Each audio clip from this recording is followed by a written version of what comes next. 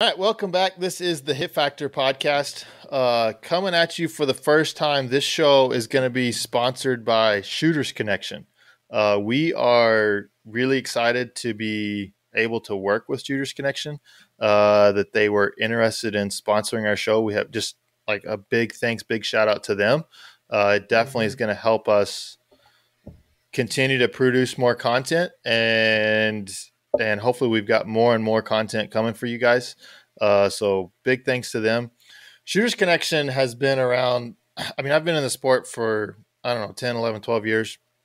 And Shooters Connection has been a place that like you almost always know that you can go buy whatever stuff you need. And that is definitely what they are today. Like they carry, like if you need it for shooting, like handgun competitions, especially the action pistol sports, they have it pretty much. From guns all the way to gun parts, magazines, bags, magazine pouches, magazines, like range supplies, like everything. They even carry one of our favorite products. They even carry Hunter's HD Gold optics. So they're even carrying that, which is awesome. Yeah, definitely a one-stop shop for competitive stuff. Shooters Connection sponsors over 100 matches a year. They got 80 years experience on staff. They're doing next day shipping, and they're sponsoring the podcast for us, so we really appreciate it. Yeah, so definitely there will be a link in the description as well as on our Discord. It'll be pinned if you want to go check it out there. If you can't find the description for some reason, but there will be a link there. If you want to support the podcast, support Shooters Connection, please hit that link. Yeah. So, and they will be like if you are going to go to Shooters Connection, like if you'll use our link, cause then they will then kind of, they're using that to track, like if this gets any traffic. So use that link and that'll help us and help you at the same time. So we have done it. Like this is like, obviously this is our first like sponsor for a show. And I get that like some people may be frustrated a little bit that we do have a sponsor who's like, oh, now they're just going to be corporate and they're just going to be shills and all that. And like, no, we're not. Like, we're not just gonna we're not just gonna like be total shills. At least I don't think we are. Shooters Connection is like like I'm happy that we're getting to work with them because they're great. Right, and they're great for our sport. Like they have done a lot for the sport. So I don't have any problem with that.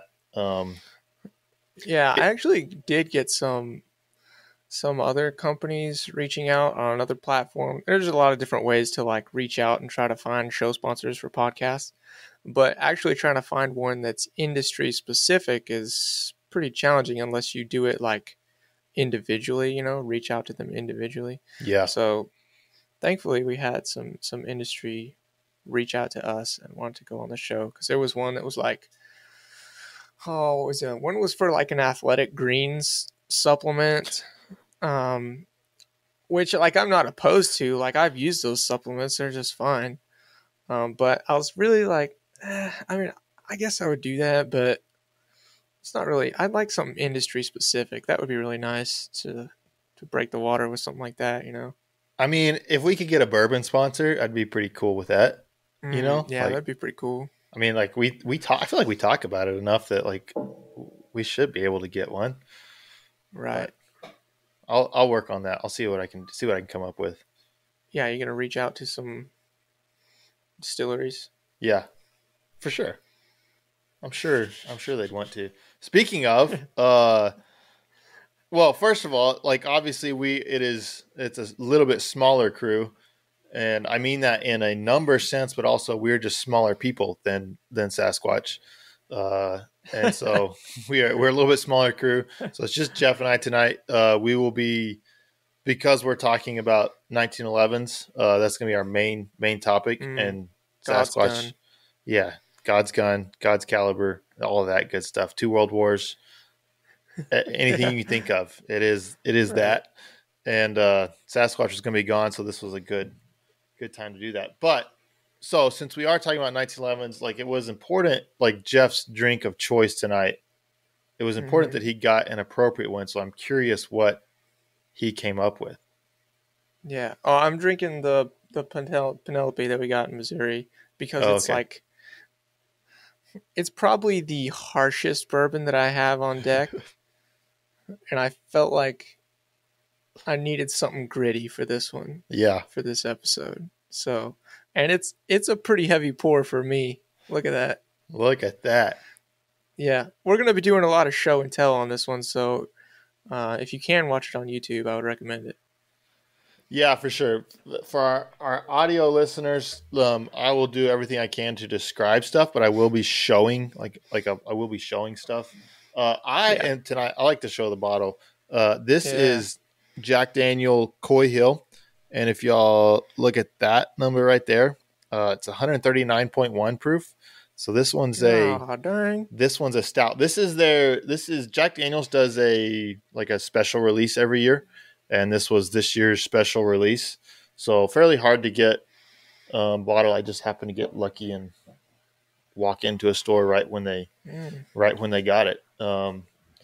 Jack Daniel's isn't normally my favorite, but their special release stuff I'll kind of pick up, and it's 139 proof. It's all there. So that's it's pretty stout.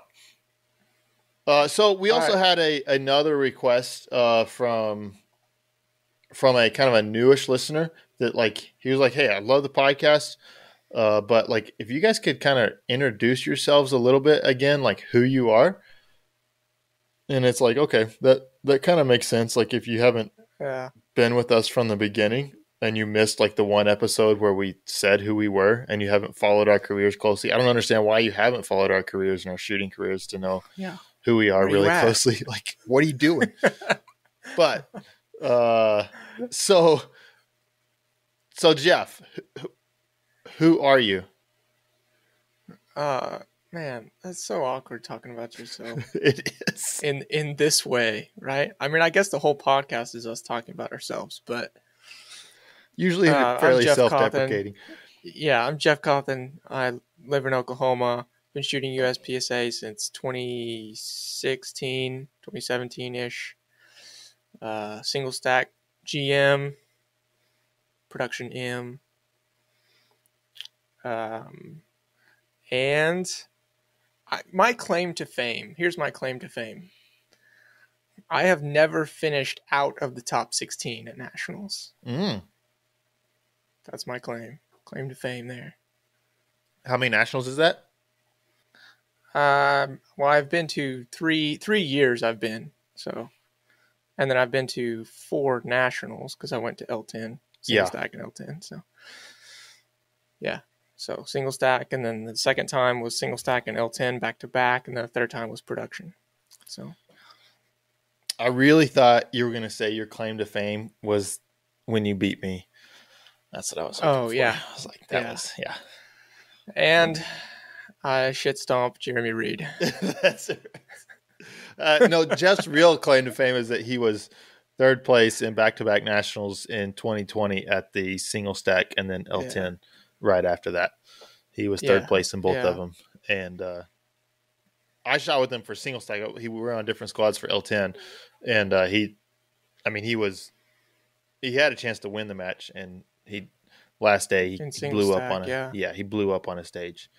L10, I just don't know where he didn't really know where he was. In the match. I was shooting with a different group. But single stack, I mean, I was, I think 3%-ish off of the leader. Something like that. Because Rob won. I was 3% between me and Rob. Something like that. That's daggone close. Yeah. So, who is Reed Pistolsmithing? So my claim to fame would not be my shooting at all. It would be probably the guns that I build. I build 1911s for a living. That's what I do. I build custom guns. I don't really build a lot of USPSA specific guns other than my own. My guns are mostly geared more towards carry type stuff. Most of my customers are. I mean, I definitely do have customers. These are not cheap guns. They're expensive. I fully acknowledge that they are expensive, that they are a lot of money. They also there's a lot of time in them. You can, my Instagram kind of, I probably don't do a great job showing it, but I show some of the work that goes into it. Some of the guns don't get shot a lot, and that's, I mean, it's a shame. Like, they're built to be shot and run, but some of them, they're collectors. Some people collect them. Some people shoot them and put them in a holster and carry them every day, and some people keep them nice and neat and clean and don't shoot them a lot.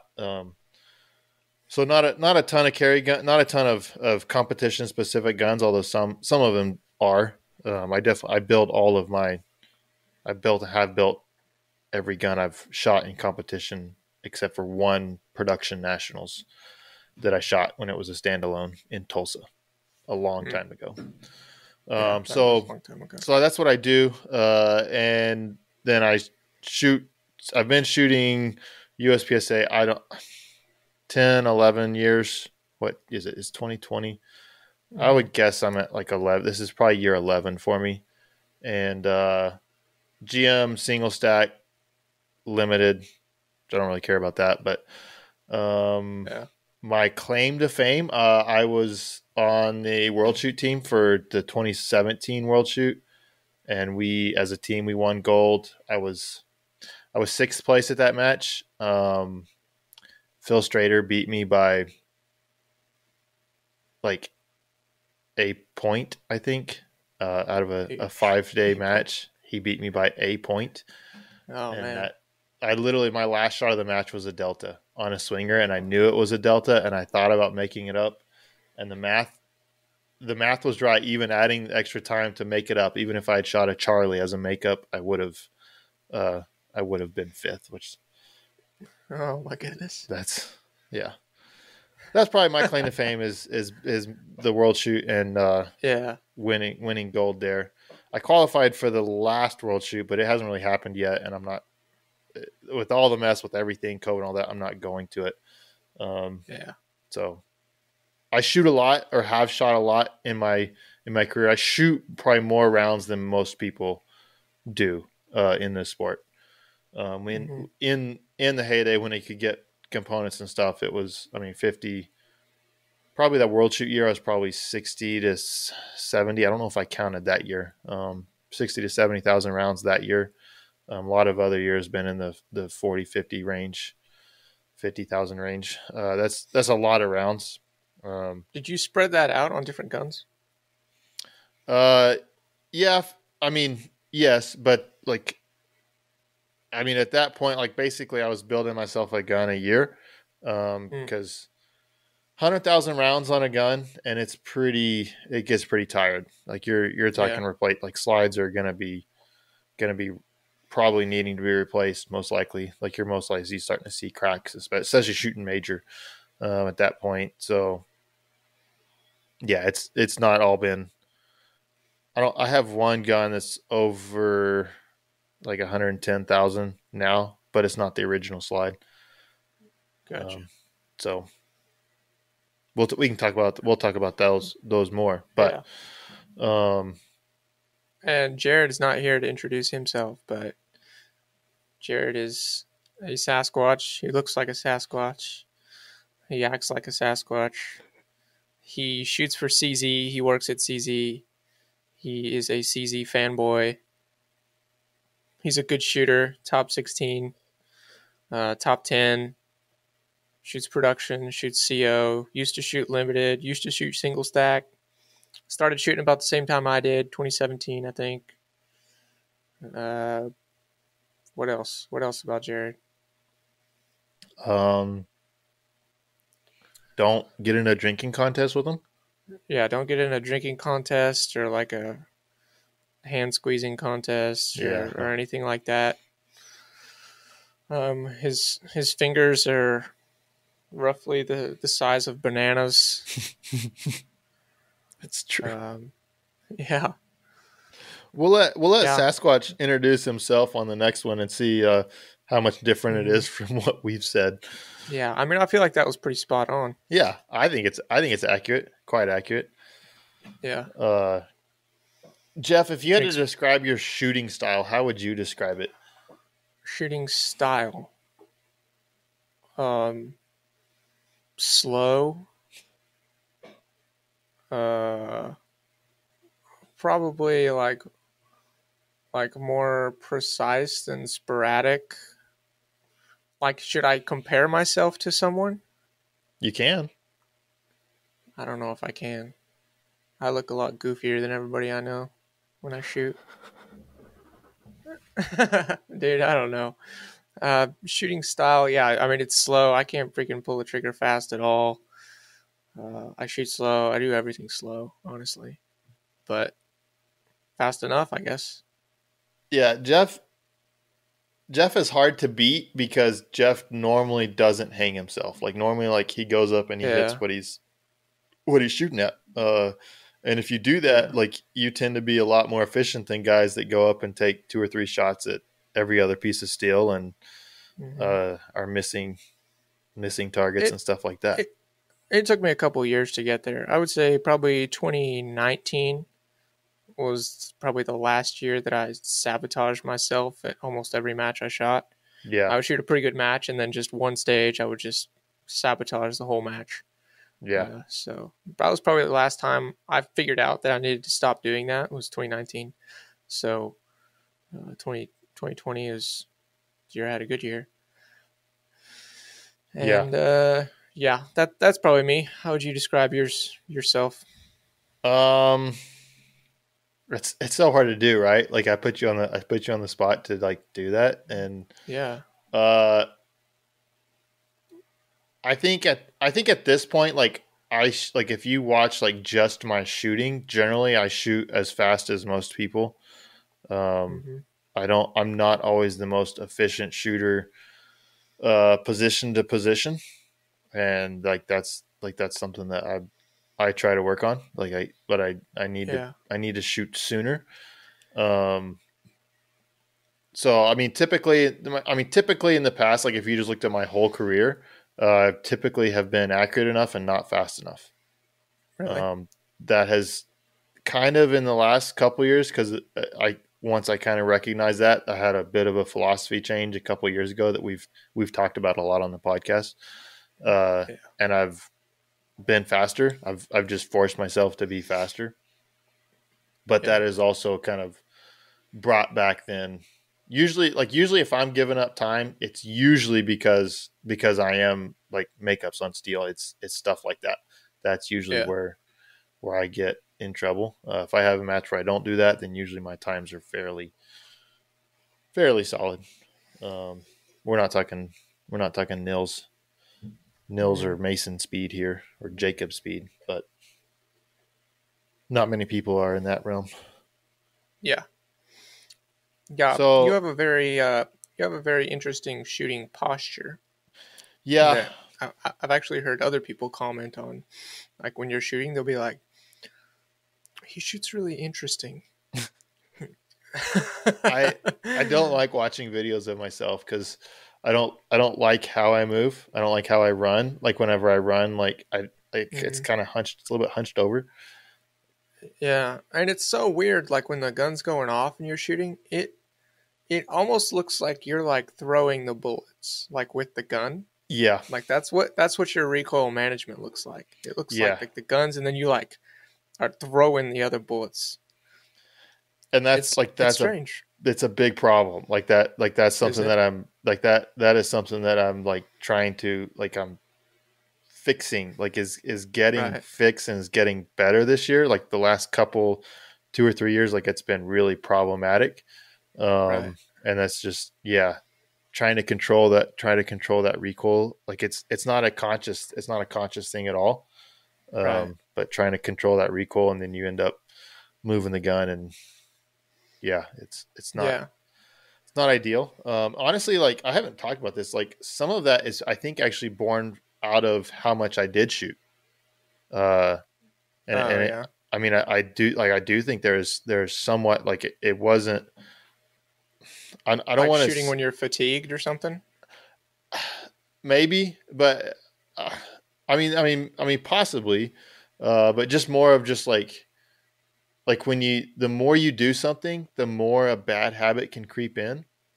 Mm-hmm. If that makes Yeah. sense. Like it's like you can get bad habits, but like you can just get rusty and you're not used to the gun if you don't shoot at all. But if you shoot all the time and you have like something that your body just naturally doesn't do like correctly, like well the more you do that, the more that gets ingrained, right? And so Yeah. you even if you're trying to be conscious about it, like sometimes stuff just creeps in like into your shooting, like and Mm-hmm. like it's like you get to a point like you're trying to not let it, but then it just does. And at least I think that could have been a little bit of what I have dealt with, but I'm trying to get past some of that. Yeah. I hear you. All right, so we got to get started on this main topic of tonight. We It's do. going to be a long podcast if we don't. It's probably Yeah. going to be long anyway.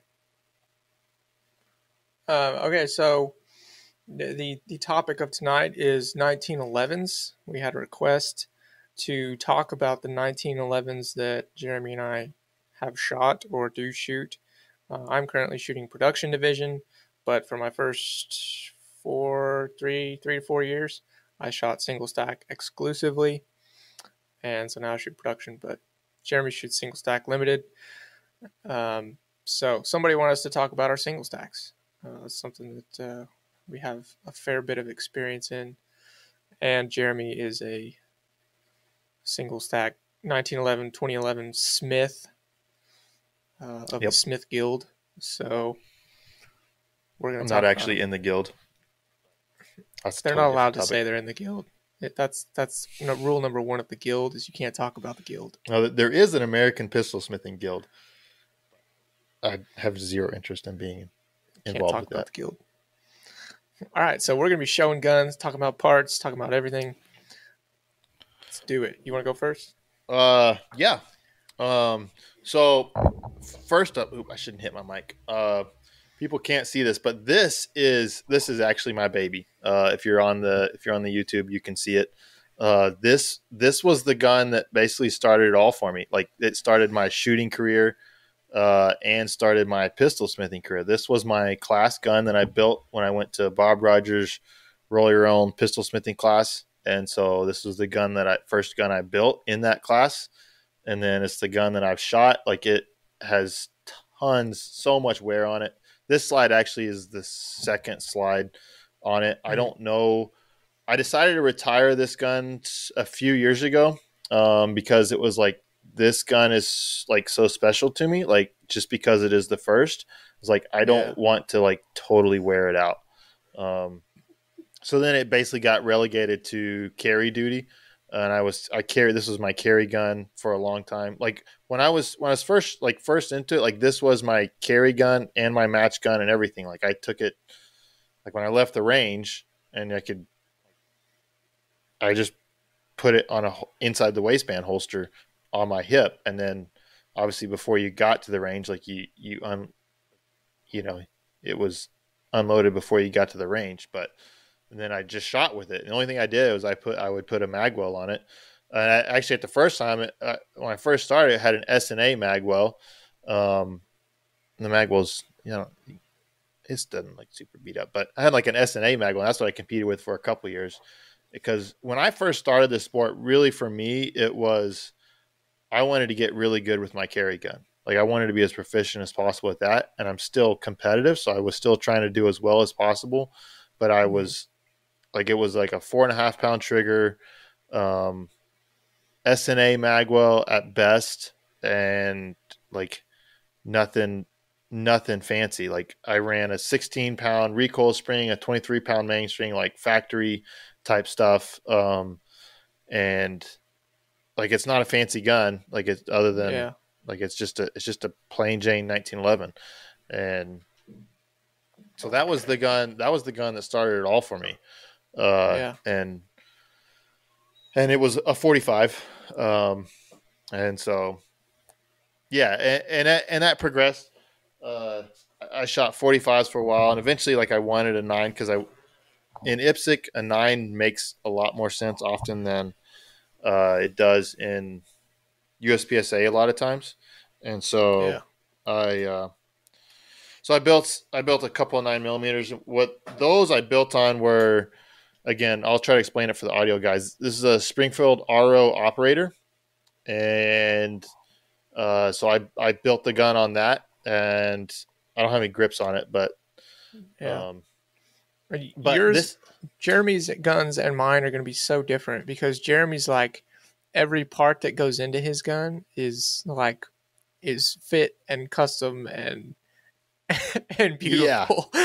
And my gun is like built with like hacksaw drop-ins. So yeah, it's going to be an interesting comparison. it is. So this gun, like I say that it's a Springfield RO operator. Like that was the base part, like the base like frame and slide, and all most other parts were replaced on it. I think this actually was the original rear sight that I just machined and chopped on a little bit.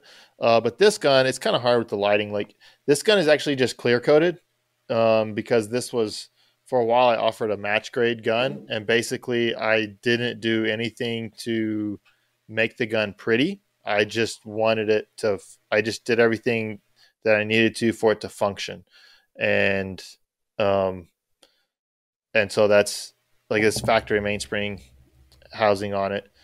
And whenever I went to these guns, I went to the that's when I went to the Techwell grips and Techwell Magwell, which I run the TGO IPSC Magwell.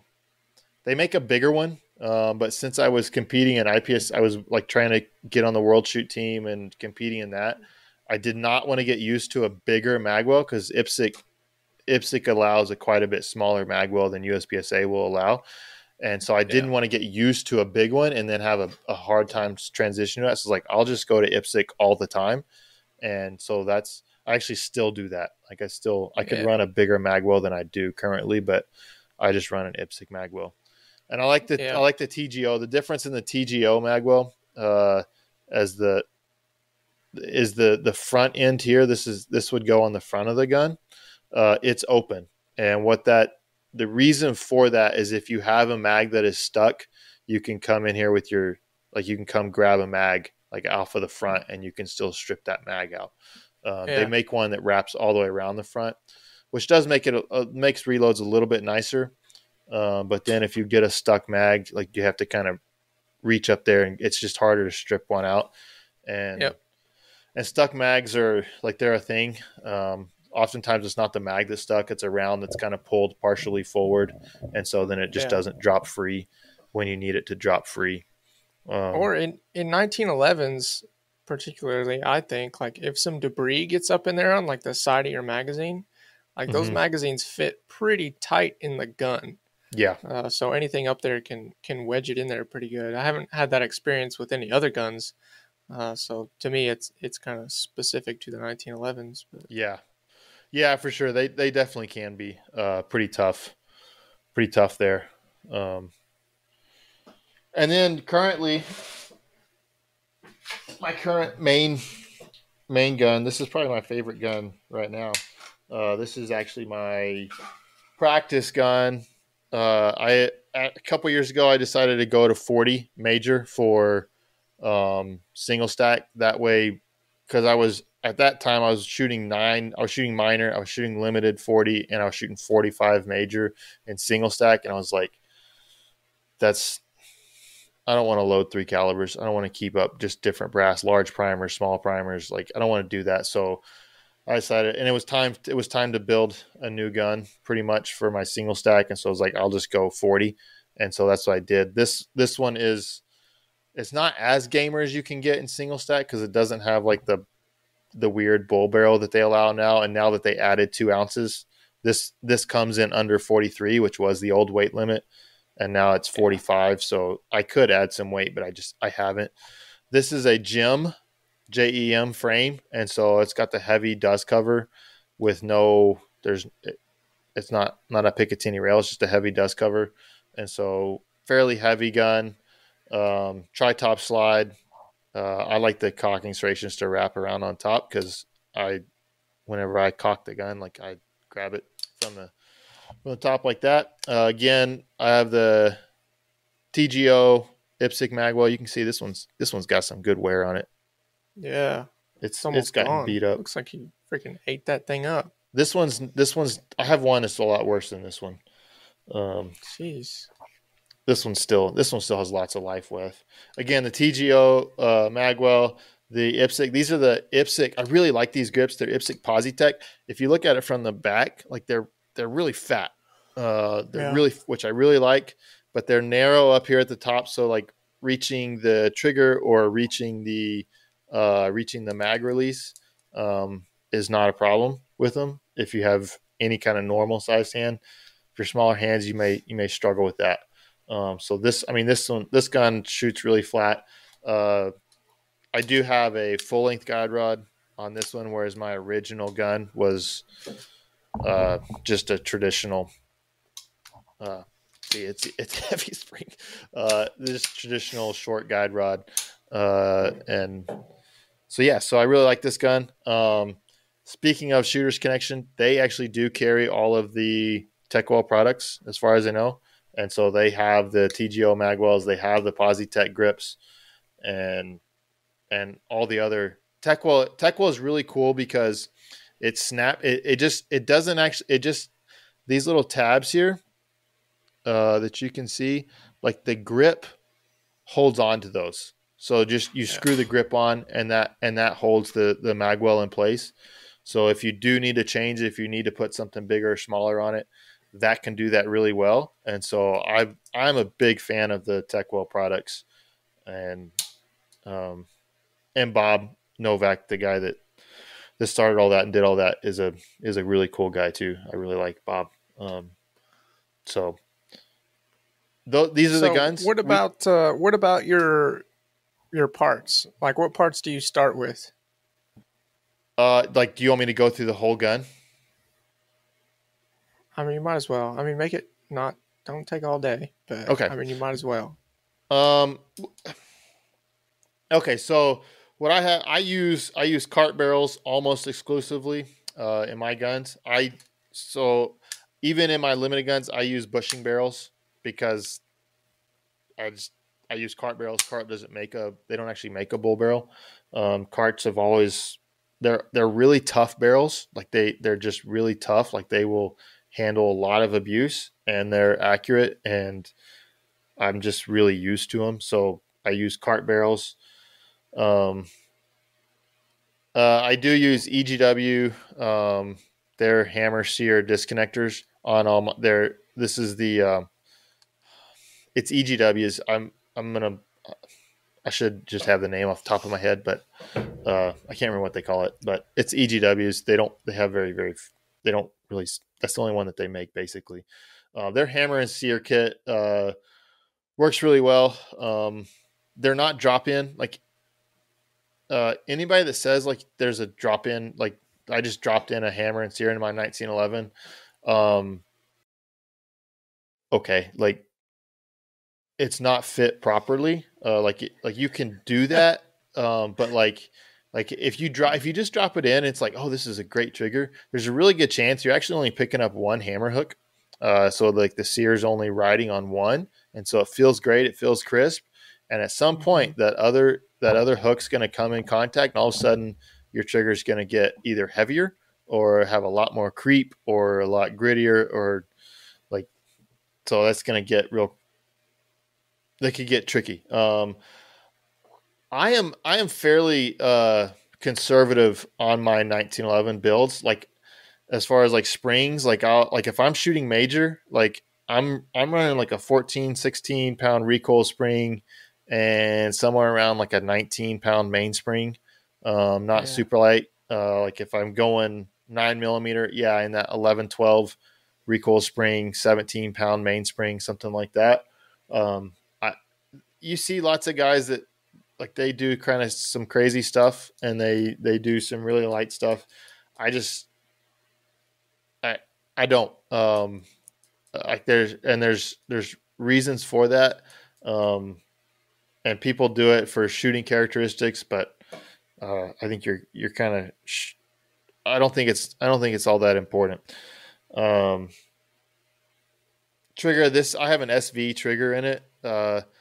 It is nice from the standpoint that like it's an insert, and so you can go short, long, if you want flat, if you want curved, if you want just a top curve or whatever you want. It sounds neater than it is because almost every gun that I've ever built, like I put a trigger in it, and then just whatever I put in it to start is like what stays in it. Yeah. So like if you kind of know I need a medium length trigger, then you just fit that. And so these have an SV trigger, but I don't use those. I don't use those real often. I don't use it's an extended, but it's not like it doesn't have like a paddle on my mag release. This one is I can't tell because I actually did some work to it. It's either a Nallen or a Wilson. The Wilson and Nallens are both good. They both have one that's extended. They're 40 thousandths longer than like a traditional, and for me, that's long enough. My favorite slide stop is a 10-8 slide stop because it's a nice big paddle that's easy to hit up or down, and I actually really like that product. So on my personal guns, I often use a 10-8. I like Brown has a new thumb safety. It's a machined part. It's better than their older parts by a lot, but it's a big paddle. It's long. It's a lot longer paddle than most, and so I leave most of the paddle on. I kind of shave it off at the back a little bit, but on my guns I leave most of it on.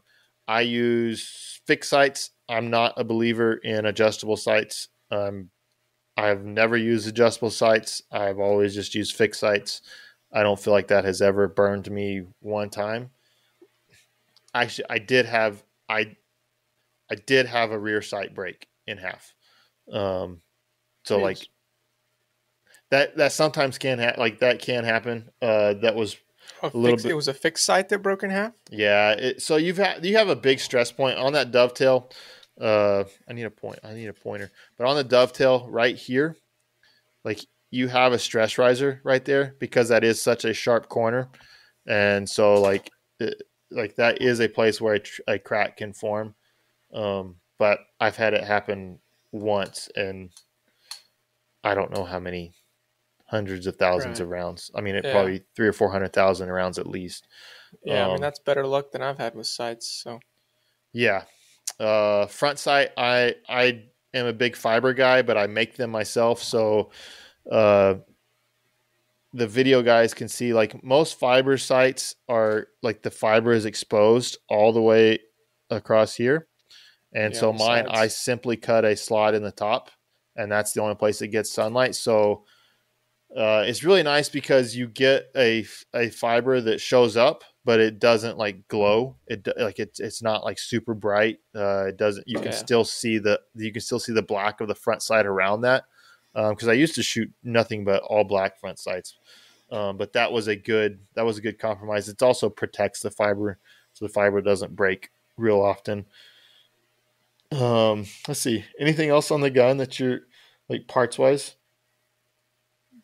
A grip safety. Do you pin it or anything? I run active grip safeties on all my guns. That's kind of goes back to my roots of what I talked about earlier, that like my shooting stemmed from shooting carry guns. And that's, and so I would not pin a safety on a carry gun. Like I think you're opening yourself up to some liability issues if you deactivate any sort of safety on a gun that you're going to carry. And so all of my grip safeties are active, and it's really not an issue. Yeah. Like if I get a really, really funky grip, then like it will not, but it's probably like the grip is so bad that I'm going to shoot so terribly anyway. I probably should just stop, take the second and fix my grip rather than try to shoot a whole stage. Otherwise there's no issue for me in deactivating. They're pretty sensitive. Like they don't take a lot to deactivate. But that's, some people have weird hands. Like I do understand some people have really weird hands and they really struggle to deactivate grip safeties. I've built up pads before, pretty big before for people for stuff like that. But my guns are pretty straightforward. I think after talking about all of it for now, but my guns are pretty straightforward. Do those guns have your trigger guard undercut on them? Yeah, that's a big thing for me. Is my undercut on my trigger guard is kind of unique. There's not a lot of people in the industry that do that. Like it's cut pretty high, and all my guns have it. There's that one.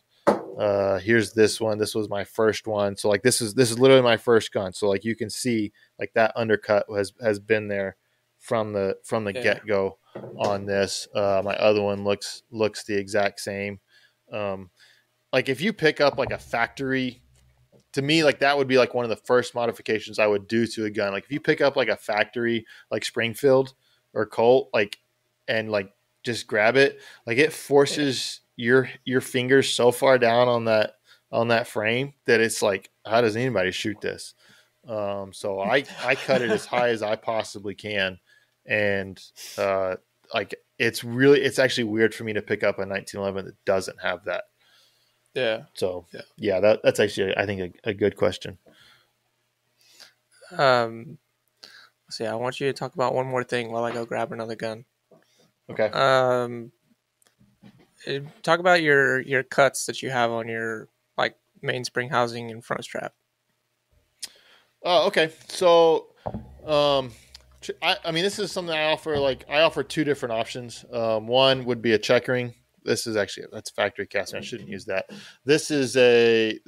I do a lot of 25 LPI checkering, which is a really nice. Like, that's a really nice LPI. I do that almost on all of them.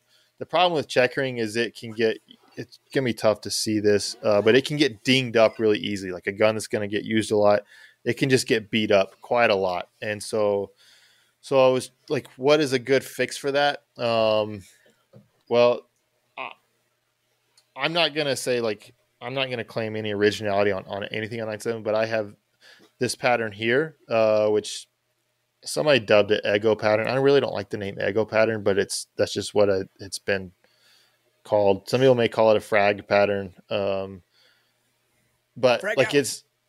it's very robust. Like it is it's really just really wide space checkering with a slightly different cutter. But it's very robust. Like you can't beat it up. But I like it because if you grip the gun hard, it bites into your hand. But if you're not grabbing it, like if you're grabbing it loosely, your hand can move. To me, and that's one of the most important things. That's a really important thing on a gun, because if you have something that's so tacky on the grip that it just really grabs your hands, then wherever you grab the gun, your hand is stuck there. And so like Yeah. if you miss your grip at all, you're kind of hosed for the rest of that stage. And so I really like this Ego pattern because it allows me to move my hand if I need to, but whenever I do grip hard, like it adds plenty of traction. And so that's it's kind of one of the cool benefits of a 1911 is that you can do all of that to a steel frame and do whatever you want. Yeah. I mean, if you're a master gunsmith. Well, you could pay me to do. I mean, somebody could send it to me and pay me to do it. Right. Yeah. So if you know me, you're like sitting there wondering like, how did Jeff even afford to shoot 1911s? Or how did he even bring himself to do it? So let me take you through this journey. Are you done, Jeremy? Yeah. Yeah, I think that we have a question about kind of some like reliability stuff, so we'll kind of get into some other stuff after that. Yeah, we'll get into that afterwards. I also have 3 guns to talk about. My journey. Okay, so first one first. It's in pieces, so I'm just gonna pull it out. And so this one right here,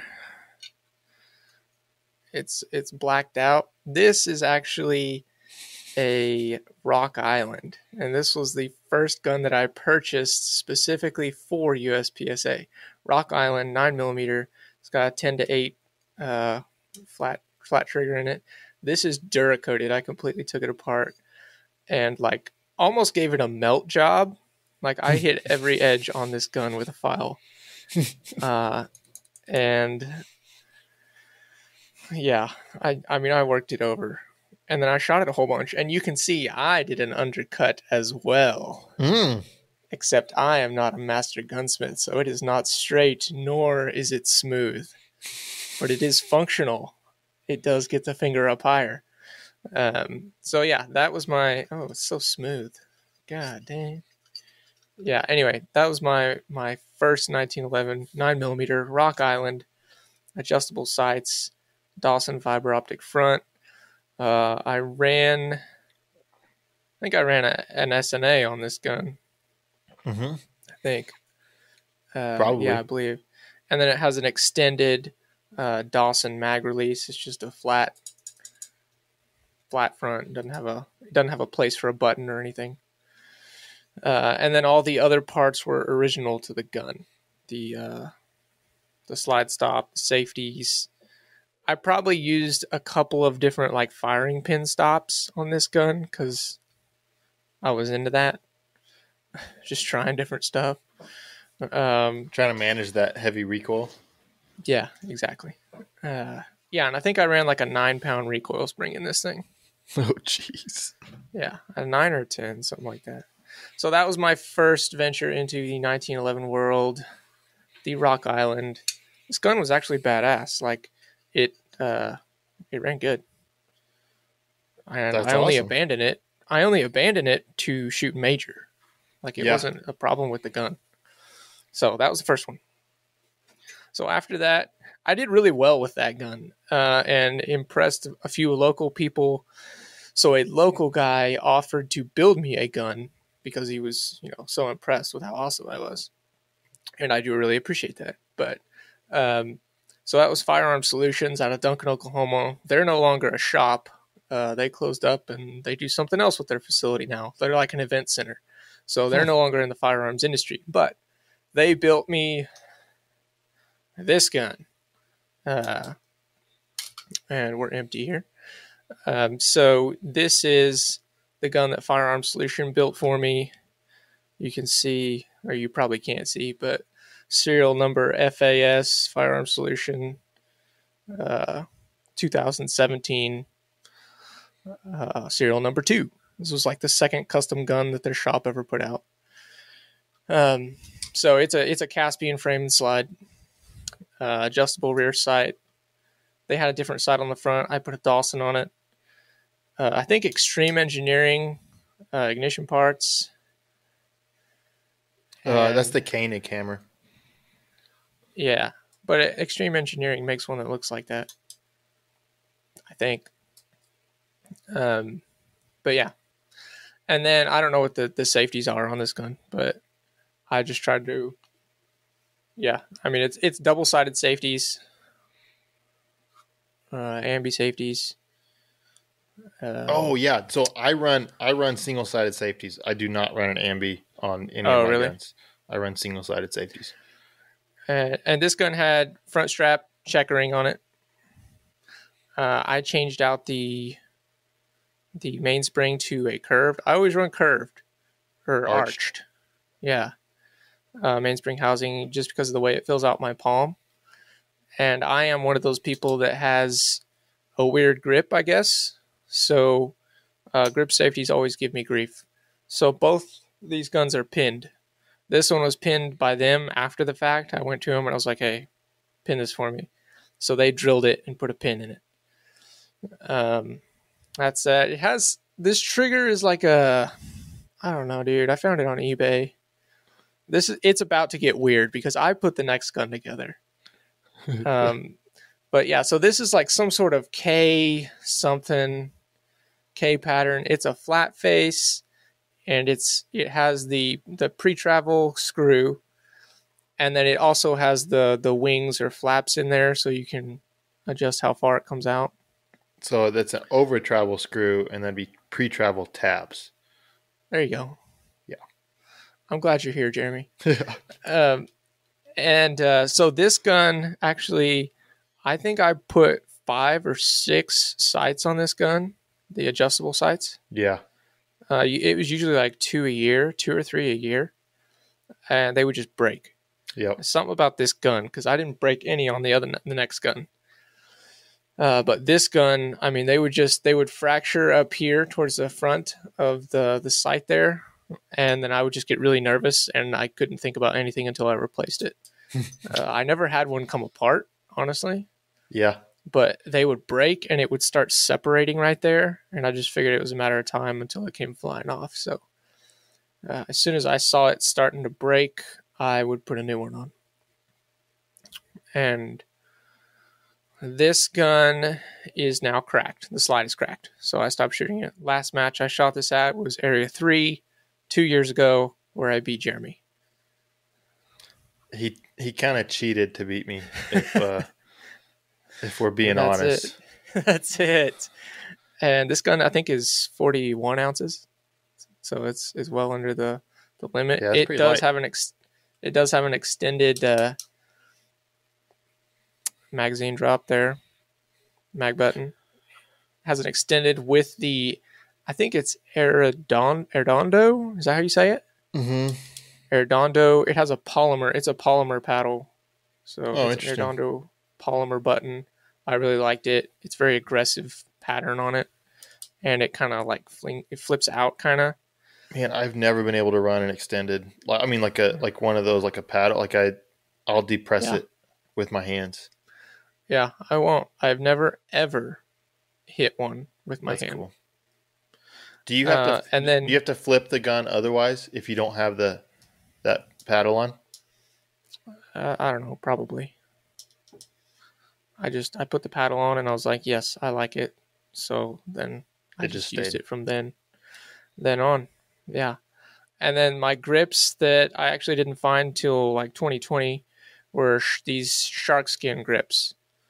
They're from Kensite shark skins. These are my favorite 1911 grips. So that's that. Yeah, those are like super aggressive. Yeah, they'll eat you up. They will eat you up. And I love them. Also, I run the Dawson Ice Magwell with the polymer insert. I never changed this insert. I put it on. I think they built the gun 2017. I started shooting it beginning of 2018. And I shot this gun through 2020, I think. And at the end of 2020, I had to switch guns, I believe, because this one cracked. Yeah, those polymer inserts will take a heck of a beating. I wore one out because I had them on that original 45 of mine. I wore one of them out, but they take a lot to wear out. Yeah, and this gun doesn't really have it doesn't have much of an undercut. It has some material taken off. Yeah, I mean they undercut it, like that is undercut, but it's undercut so the trigger guard goes flat all the way into the front strap rather than having a big radius there, which that's usually enough to you at least get your hand up there pretty high. But yeah, a little bit more would be to my liking. Mm-hmm. And then when I finished shooting this gun, I was running 17-pound main and I believe a 14-pound recoil. I can't remember if it was 12 or 14. I switched to 14 on the other one, I know that. But I ran 12s for a while and then I went to 14s because I thought that's what was breaking my sights. So, and these guns are in 40. Contribute to it, yeah. Yeah, both these next guns are in 40. This one's in 40, and the next one will be in 40. So yeah, that's that one. That is my firearms solution. Okay, so this next one was the gun I actually bought as my backup gun for that gun. Before that gun broke, or the slide crack. So this next one is a Dan Wesson Ssc, and it's an old stock. So they made the SSCs back in, I think, 2008, 2009. I think that was when it was. So this is a Dan Wesson Ssc. You can see it's got like their crest dealy kind of on there. It's kind of cool. It's got like olive branches or something around it. Mm. And then on this side, it says SSC. It's for Single Stack Classic. That's what that stands for. Has the same extended Arredondo paddle on it. Same shark skins. There was no checkering up here. This is grip tape that I just replaced every once in a while because I didn't want to pay to have it checkered. Again, arch mainspring, Dawson Ice. I tried to keep it as close to that gun as possible. So anything I could make like that gun, I did. I think this gun might even be lighter than that gun because it has a thinner dust cover. Like, it doesn't have as beefy as a dust cover as that gun. So this one also has a pinned grip safety, but this one's much more interesting because I did it. And I did it with a stick welder. Oh so my gosh. I took my grip safety and I took it out to the shop and I broke out my stick welder and I put a dab of weld on it and then I filed it down and sucker doesn't move. There can not be very many parts on guns, like just parts on guns, period. Definitely not grip safeties that have been pinned with a stick welder. Oh, yeah. Right, yeah. I mean, you had, like, it's actually somewhat impressive you didn't just melt that whole thing. Yeah, well, I'm an semi-impressed. impressive person. Yeah, so. I mean, I'm impressed, honestly. like legitimately, I am impressed. I am not a welder, but I have done a fair bit of welding, so I was at least familiar with that piece of equipment. So it has the same like K pattern trigger that I found on eBay. I liked it, so I put one in here. I'm pretty sure that's a Videcki. It was like a $15 or $20 trigger. But I liked it, so that's what I put in there. This one also has adjustable sights, Dawson front. This one had a 60 mil fiber on it. When I got it, I put a 40 mil in it. I'm terrible at sights. It looks like a 5-year-old did it. And I'm going to leave the best part of this gun for last. This also has this has an EGW hammer in it. I may have replaced the sear and disconnector in this one. I don't really remember. But like Jeremy said, I mean, that stuff kind of needs attention from somebody that knows what they're doing. Sometimes. But it worked. So is what it is. This, I really liked, I actually had this bushing that was on this gun. It's the bushing that was in that Rock Island. This is the EGW bevel bushing. It's a thick bevel bushing. I liked it. I thought it was awesome. I still do. So I pulled it out of that gun and I put it on this gun and it worked. And it fit the slide and everything? Yeah. Well, I did have to play with it a little bit, but for the most part, it worked and it's very tight. Yeah, I'll try to keep racking to a minimum for the listeners. Oh, no, that's all the racking you can get, man. Like, that's... Right, yeah. And then another part that I replaced on this gun was the slide stop.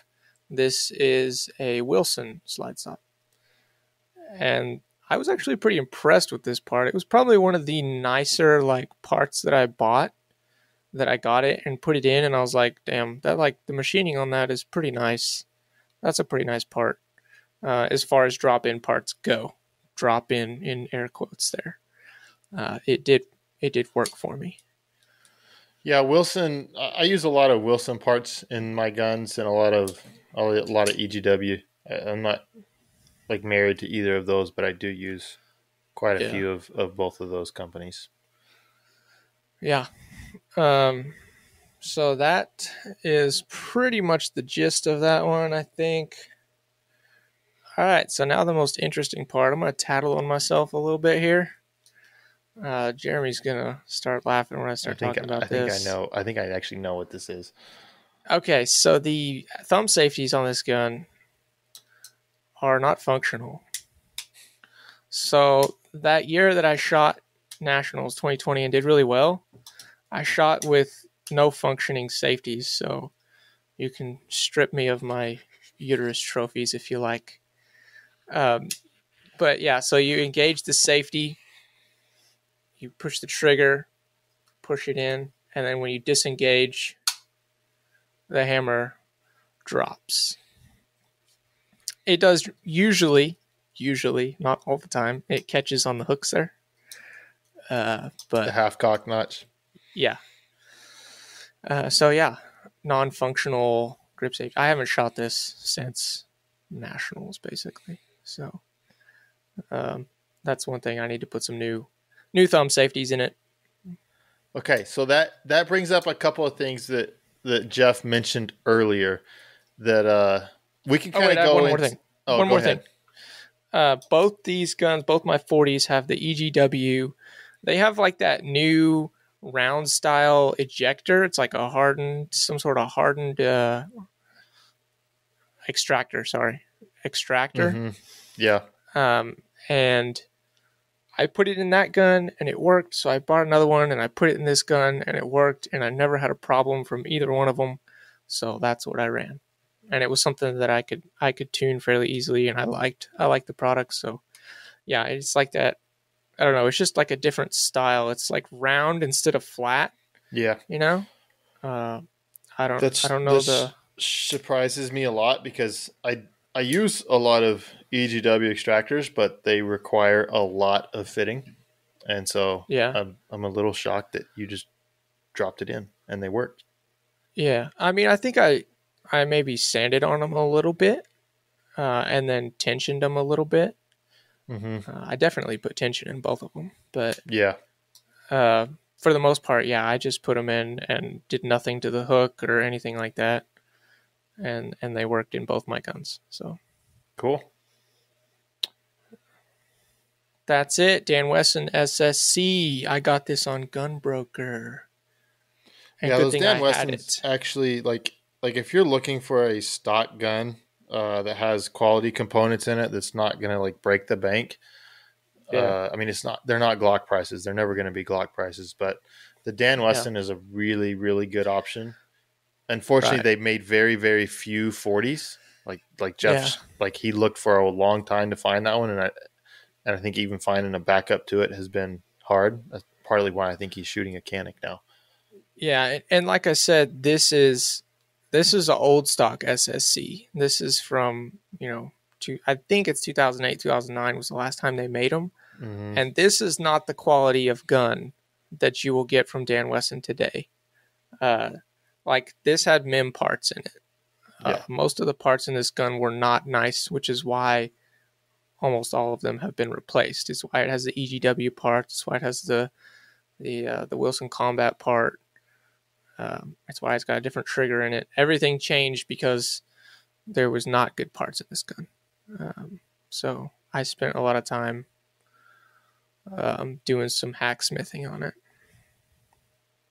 yeah, and Yep. and the new stuff is all every part in it are machine. There's no min parts or anything like that. They use good parts. Uh, so the Dan Wesson does make a good gun. So back to your little trigger faux pas FUBU thing that you got going. Because you kind of mentioned it a little bit earlier, and this is gonna kind of get into like the function part of guns. So yeah, on your trigger, there is all of them will have some sort of over travel adjustment, and then a lot of them have pre-travel tabs. And a lot of people will take their guns. A lot of people don't understand what they are, and they start messing with those things, and like they're making their guns like unsafe, and like they're making it such that their triggers are not going to last, and they're going to have problems, some reliability issues. So when you a lot of people will take their gun and they'll take the over travel screw. And what that is that the over travel screw stops how far the trigger goes back in your pull so that you don't like pull it so far, like way, way, way far. Like once the trigger has hammers falling forward, you really don't want the trigger going back a whole lot further because it's just that much more. You got to reset it. So you kind of want it to stop. But oh wait, hold on, just 1 second. Go ahead. I need to clarify something real quick. Okay. When I shot nationals with that gun, I did not know that the safety was non-functioning until L10 nationals when we went and did chrono and the RO was like messing with it and he didn't even catch it.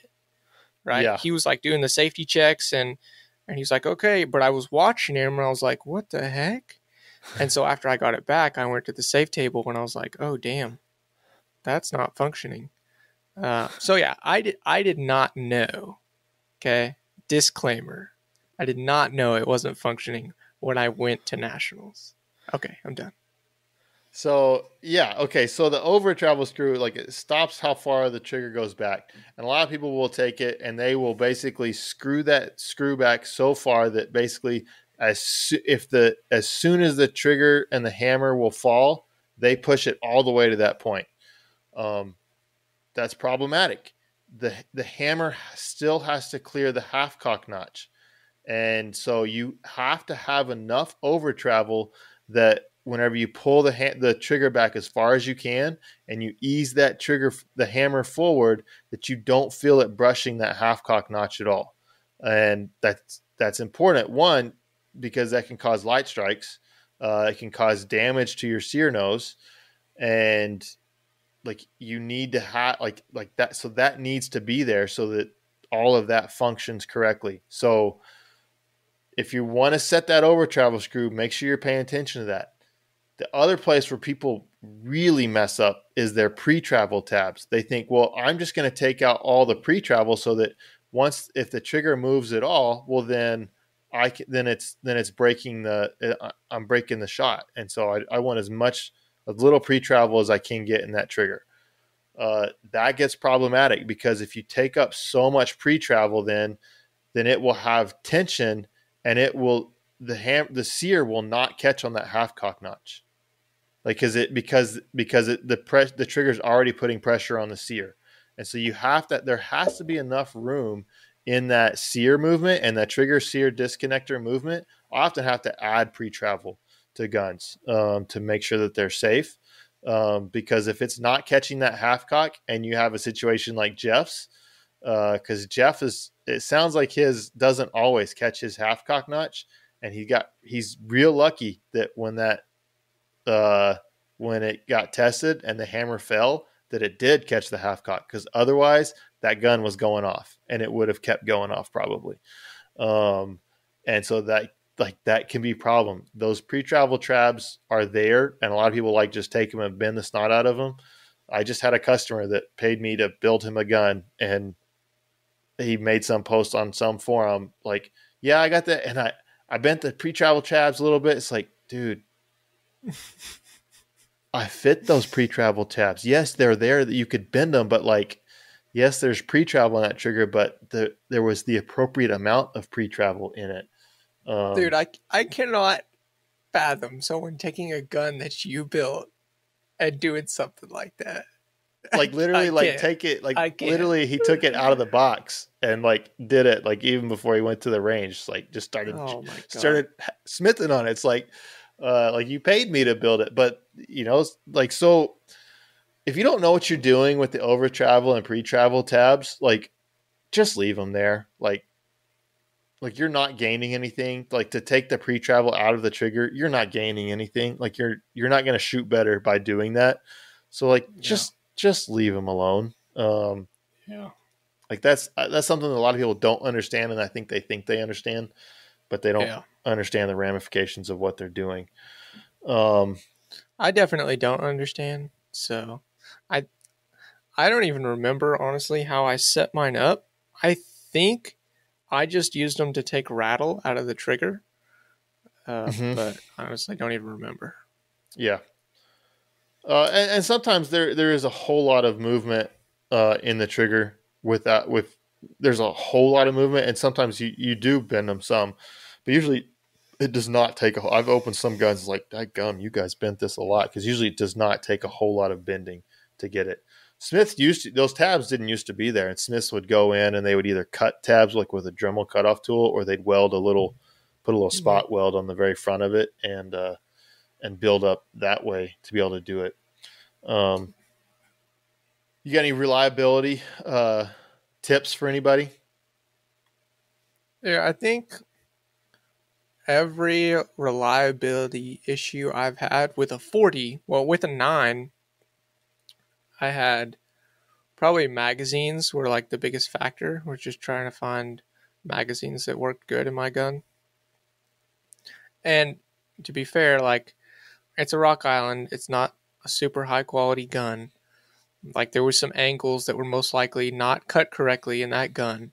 So, if all that had been done correctly, you probably wouldn't have to worry about mags. But I had to find mags that held the gun right. And I think I even like tuned mags on that gun to try to get the bullet to sit up a little higher, Mm-hmm. point up a little bit more Mm-hmm. on that gun.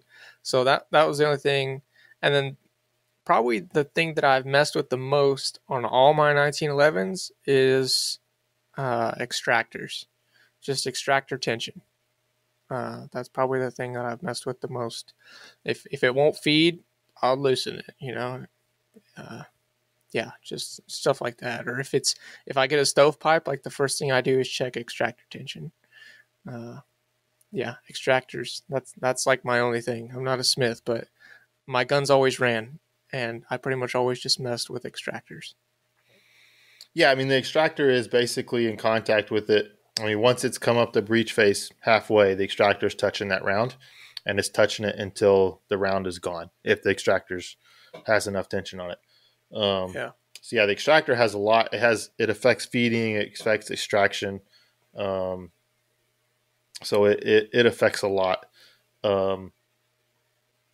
That question is really tough for me. Like, what's the like most important thing about making a gun functional? Man, like I do so many things to a gun, like to make it functional. Like we don't have time. Well, So you should talk about the problem with 1911s in general, like them being mass produced or produced from so many different manufacturers, and the holes being cut in the right spot and all that. yeah. Yeah, I mean, like the 1911 is like it gets a bad rap as like, oh, they don't run, they don't work. If a 1911 is built to spec, like if you build it to spec, they will be as reliable as any gun ever made. But when you have 30 or 40 different manufacturers all making 1911s, and then you're also taking that 1911, you're trying to eke out every single ounce of possible of performance out of it, then yeah, things get harder, right? Like they get harder to make run, and they get more finicky. I build my guns like reliability's first, function is second, as far as like accuracy, anything like that. But I'm also like I am trying to eke out everything I can and make the guns run as long as possible. I think on one gun I went over like 15,000 rounds without ever cleaning it.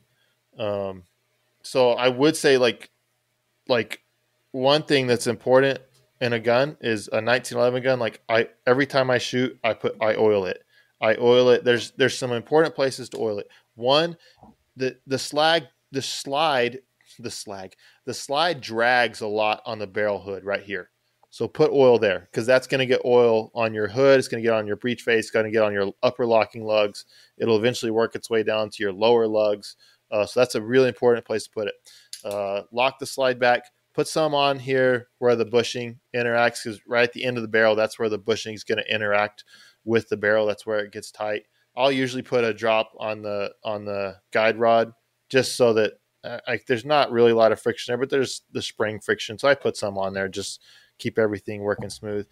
And then I lock it back and I add oil onto the slide rails, and I let the oil get onto the frame rails through the slide rails there. And then also from here, you can go right down here. The head of the disconnector is sitting right down in there. I put a drop of oil on that for every range session. That gets oil down into your trigger parts, your hammer, your sear, your disconnector, all that. Get oil on it. And if you oil it in those places, you're in pretty good shape. My favorite gun oil, if anybody's asking, one, just use oil. But my favorite oil right now is Gunfighter. The guy is he does kind of work on 1911s, but it's 100% synthetic. I'm sure you can go out and just use some sort of mobile one of some kind, and I'm sure it works just as well. That's what I use. So like if you have your favorite oil, that's fine. I do like that. That synthetic stuff doesn't seem to break down at all. And so I do like it. I don't like grease. I prefer oil. Grease holds dirt, like grease stays there, which is good. but that means it's going to hold all the carbon, any sort of dirt. I live in a very windy, dusty, dirty place. Like, oil slings off the gun. Yes, it does. And I want it to, because when it's slinging off the gun, it's slinging off all the dirt and the crap that's getting in it too, at least somewhat. And so I very much am a proponent of using oil, especially on a competition gun. Maybe some sort of heavy or something on a carry gun that's going to sit in a holster and you don't want it to all run out the front of the gun. Maybe there's a room for that. I still use oil in that situation, but so oiling your gun is important. And I met Jeremy in 2019, I believe, when we went to nationals together. Yeah. Yep. And that's when he showed me how to oil a 1911, because before that, I didn't really know. Like, I just run it dry or oil it when I cleaned it, right? Yeah. Oil it when I cleaned it, I think is what I did. Yeah. And he showed me that. And from that point forward, I basically did what he says. I oiled it every time I got it out in those exact same spots. It worked great. And that's a misconception about oil that you touched on. Oil is meant to move. That's the purpose of oil in a car motor, and anywhere where you put oil, it's meant to move. It's meant to flow and carry debris. So that's why you're oiling it every time, right? Because it's dirty in there. You're putting oil to get it to flow, to move debris, and to lubricate. That's secondary. But the purpose of oil is to move and carry. So and so like if you're gonna go have a 200 round practice session, like you'll be just fine. If you start getting 400 or 500 rounds, you might need to stop halfway through and add a little bit of oil. You can kind of feel that sometimes if your gun's tight, you might feel it the slide get a little sluggish, and so it's like, go add some oil, and then it's not sluggish anymore. If you're a rock island, the tolerances are probably open enough that you may not ever feel that difference. Oh yeah, dude, that gun is so rattly. Yeah. I mean, it's a mil spec. It was even more rattly on it after, because I didn't know much about guns back then. And I still don't, but I took freaking file and sandpaper to the whole thing, like frame rails. Everything. Oh my gosh. Yeah. So that is a loose bitch. Oh, that's funny. So my build philosophy, like if you haven't figured out, like I want everything to be as robust and as durable as possible. That's why I run a single-sided safety. Like when I have to shoot offhand, like I have no problem. Like I flip the thumb safety off with my right hand as I draw, and I flip the hand, and I've never had a problem like flipping it up. Fixed sights. I want everything to be as durable as possible. One thing I will talk about from a functionality standpoint that I personally think there's a lot of misconceptions out there about that I don't think people understand. And I have come to a lot of different conclusions than what most people come to, and probably even maybe some other Smiths will disagree with me. And that's like, I'm not going to argue with them. Like, I'll just tell you what my opinion is. And that's on the ejector. There's lots of people that talk about like tuning an ejector. Like they go in and like, I put a 15-degree angle on it, and now my gun just works just perfectly now. That's nonsense. Like all of my ejectors are square on the end. There is no angle. Like if you need to tune an ejector, the longer the ejector is, the more that it'll spit the round out to the side. The shorter it is, the more it'll spit it out straight up over the top. And so like that's what you're dealing with. So a lot of people, their natural inclination is like, oh, well, I'll just have the ejector nose as long as possible. And then that way it gets the casing out of the slide as early as possible so that it's not interfering with anything. That seems to make sense. There's a problem with that, especially if you're running like 38 super comp, any sort of a 45 ACP, especially. If your ejector is so long that you can't eject a live round, you're in a really good place to really put yourself in a low to hurt, because that round will get stuck. Like you got a dud primer, you got a jam of some kind, and all of a sudden you've got an extended ejector in there, and it won't eject that loaded round. You're in trouble. Like you're gonna have problems. And so I probably run my ejectors shorter than most people do. 9, they're a little bit longer because that is such a shorter case, and the magazine has that round push forward. But square nose, another thing, whenever you're talking about putting angles in an ejector, you're often going to end up with a point on the front of it. And for my guns, that's a big no-no. Because most of you probably have extractors that you might be running an Aftec or something like that are. I'm not going to badmouth Afteks, but we were just at a match not long ago, and a guy had to go to a backup gun because somebody put an Aftec in it. Well, the manufacturer put an Aftec in it, and they took a part that's a single one-piece part, and they made it like a 3 or 4-piece part, and that's, to me, is always almost a bad idea. But anyway, you put a point on an ejector, and a lot of times the people that like to do that are the same goobers who like to put their hands over the ejection port as they rack their rounds out of their guns, like their live rounds, they want to catch it. You're going to blow your hand up. You put a point on that ejector, and if your extractor loses control of that round, that ejector can, and many people have set rounds off, and many people have blown a round through their hands. And so if you think you have to have this special angle on an ejector to make the gun run or make it eject just like you want, I call nonsense. You don't need to do that. Don't put a point on your ejector. Your ejector might be way longer than it needs to be. Make sure that your ejector won't get broken whenever you over insert a magazine. Like if your magazine is crashing into the bottom of that ejector, there's a good chance you're going to tie up your slide. If it's at all a tight fit with your slide, like you're going to bend the nose of that, or it's going to break, and then you got a piece of metal running around somewhere in your gun. Like things like that are stuff that like people, I think they miss the boat on that, and a lot of builders miss the boat on that. So that's my thoughts on the ejector. I have two interesting thoughts on the ejector, actually. On my other gun, hold on, my firearm solution gun. So it has bite marks on the beaver tail here. This actually isn't extractor related, but it's got bite marks in the beaver tail where the hammers contacted it. Yeah. So I would get random hammer follow on this gun, and it would be because when it brought it back, it would contact that beaver tail and wouldn't allow it to catch the sear back there, and then it would just fall back forward.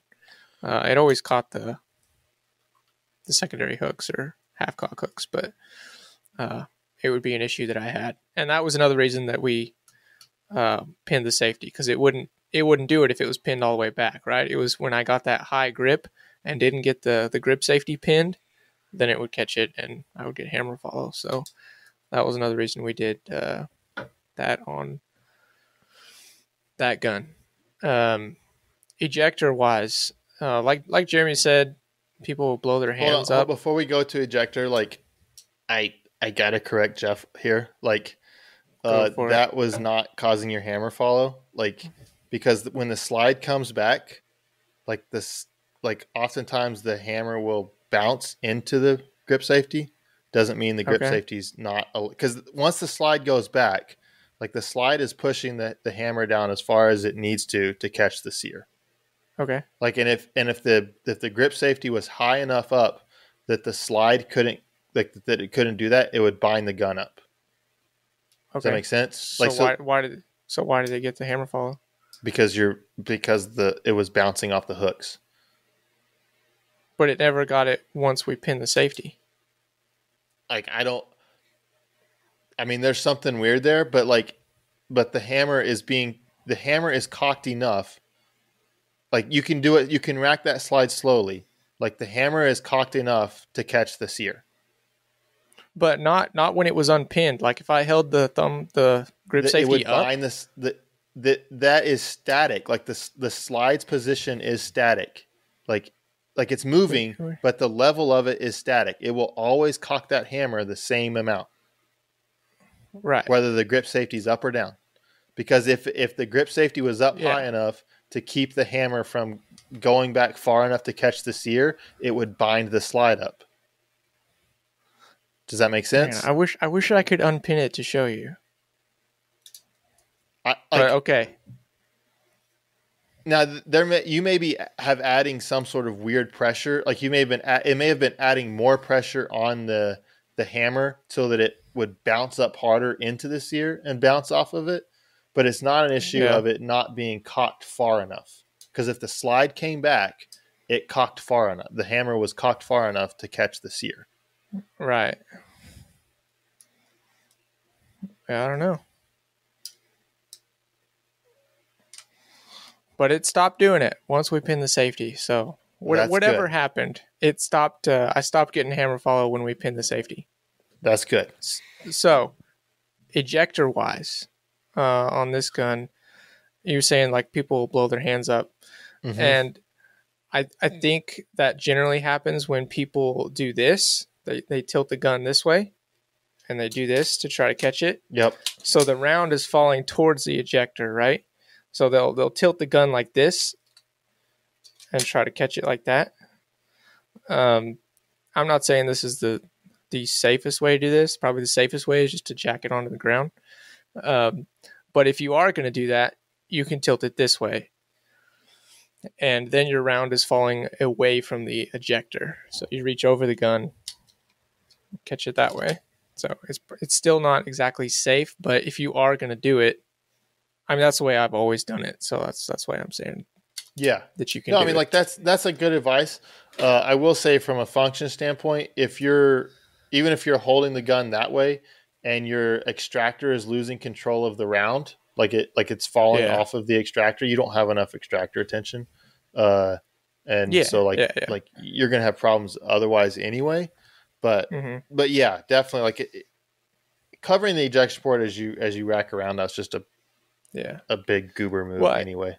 Like he was saying with the ejector, the reason people blow their hands up is because the round falls away from the extractor. Correct. And the ejector hits the primer and Correct. It sets the round off. So if you tilt it this way, then it's falling away from the ejector if the extractor loses control of it, and it's not going to get set off by the ejector. Yeah, for our audio guys, Jeff is saying if you basically tilt it so that the ejection port side of the gun is to the ground, then you'll be better off there. And that's true. Still probably not like recommended as for like from a safety standpoint, but if you're somebody that does that, tilt the ejection port towards the ground. Yeah. Let the round follow the ground, holster your gun, pick up the round and clean the dirt off of it. No big deal. Yeah. Or do a flip and catch. That looks cool But honestly, like the flip and catch probably has a pretty high likelihood comparatively. People have set off rounds doing the flip and catch too. Yeah. Or they flip it and like they forgot to drop their mag out, and so then they reach forward to their gun to grab it, and then they actually pull the trigger again, and like they shoot their hand that way. Like wow. People just get like stupid at the end of their stage, and they don't pay attention, and they kind of forget that they have a gun in their hands. And that happens.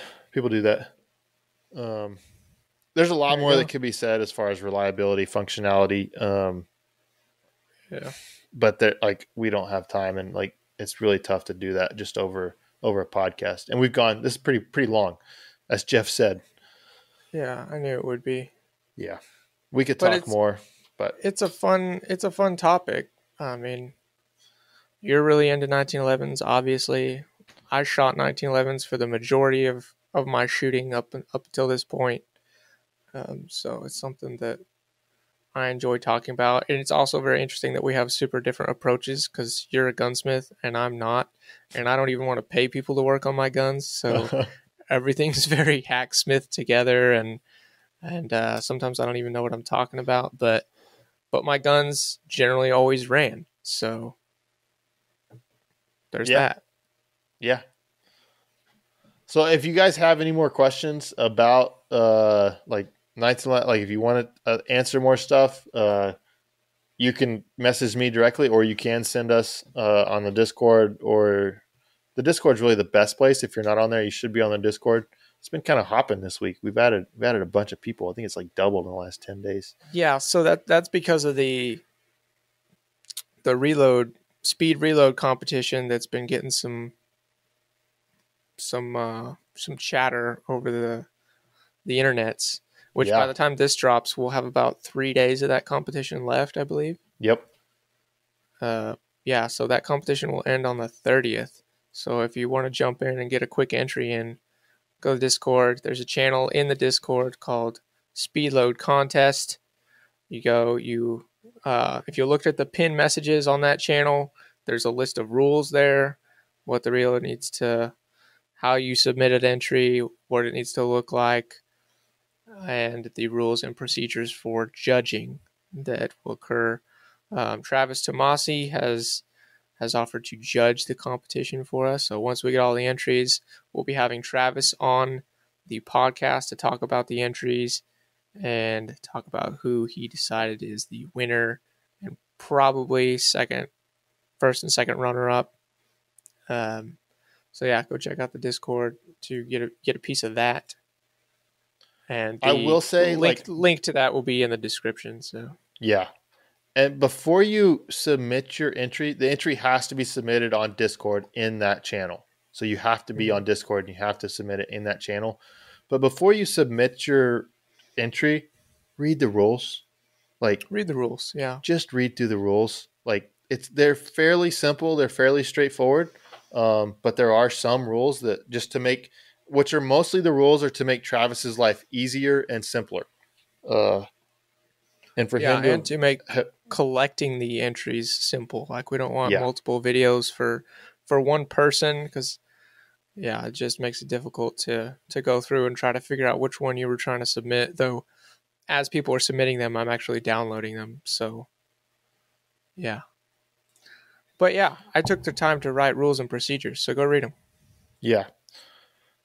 I have something special in plan for that, so I'm gonna have a good video coming up. It's going to be good. Oh, really? Yeah. It's going to be awesome. Oh, boy. Because the rule says is the most impressive reload wins. So people need to get, some people are their posts. I mean, the video has to be 5 seconds or shorter. You can't post it on Discord.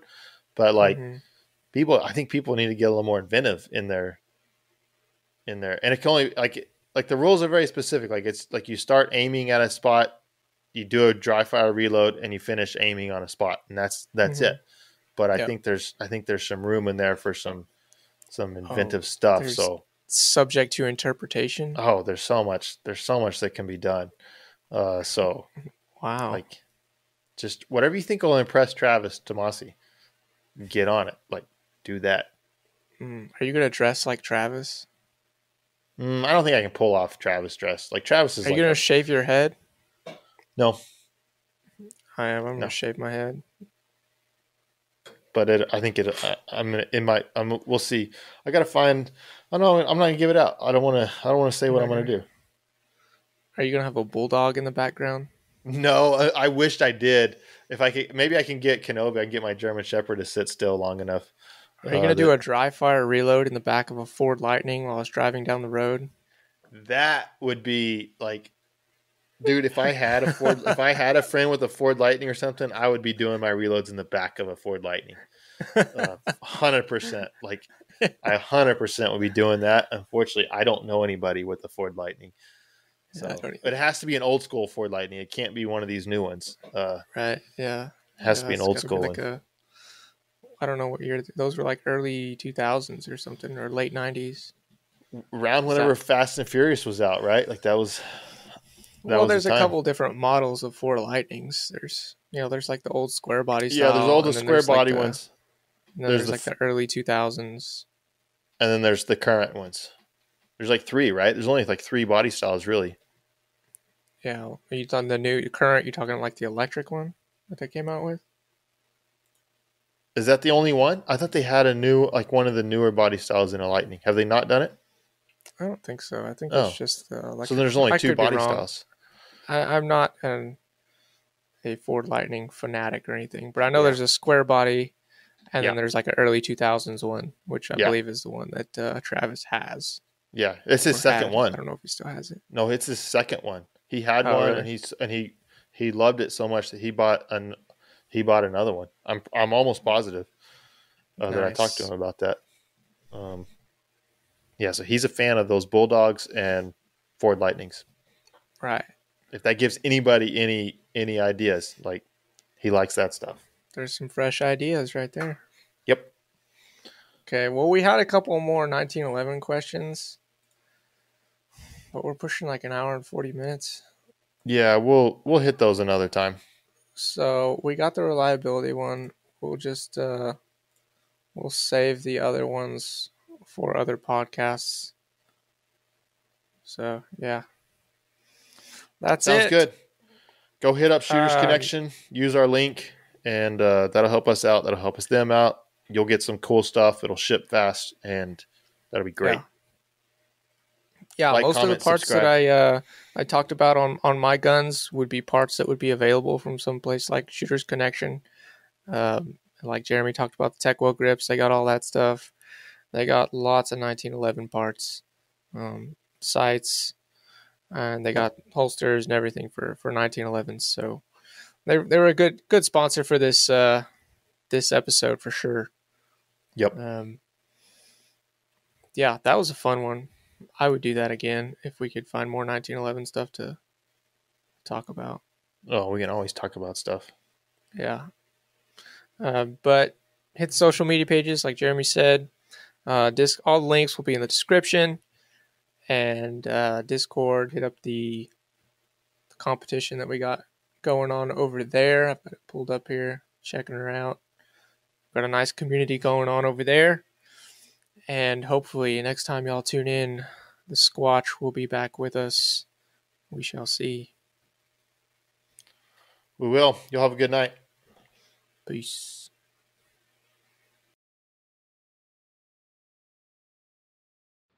Stop recording, damn it.